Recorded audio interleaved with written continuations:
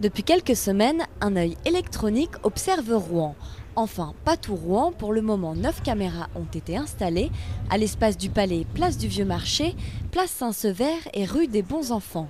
Des quartiers qui ont été sécurisés sur demande des riverains. La population des quartiers où nous avons installé les caméras était demandeur. C'est-à-dire qu'à chaque fois, nous avons rencontré les riverains qui souhaitaient l'installation de la caméra et du principe de vidéosurveillance pour sécuriser leur environnement. Les caméras peuvent filmer à 360 degrés et sont pilotées ici, à la police municipale rue Orbe.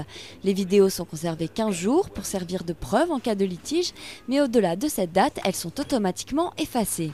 Et surtout, le système respecte l'espace privé en brouillant informatiquement la vidéo dès qu'elle s'approche trop près des fenêtres des habitations. Mais alors, à quoi servent-elles ces caméras ? Il y a évidemment l'intervention en direct pour faire du flagrant délit et faire baisser la délinquance de voie publique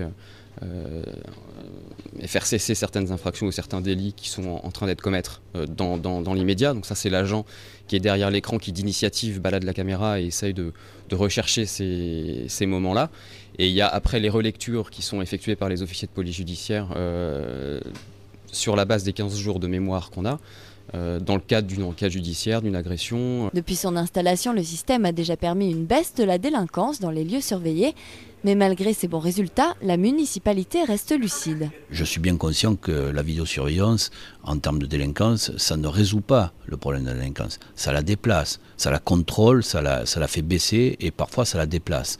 Mais je dirais que s'il n'y avait que cet élément-là, on pourrait déjà reconnaître au moins un mérite à la vidéosurveillance, c'est qu'elle ne laisse plus peser sur les épaules des mêmes riverains les mêmes problèmes à longueur d'année. Et d'ici la fin de l'année, 3 autres sites seront sécurisés, la rue Cauchoise, la place de la Gare et la rue du Gros Horloge.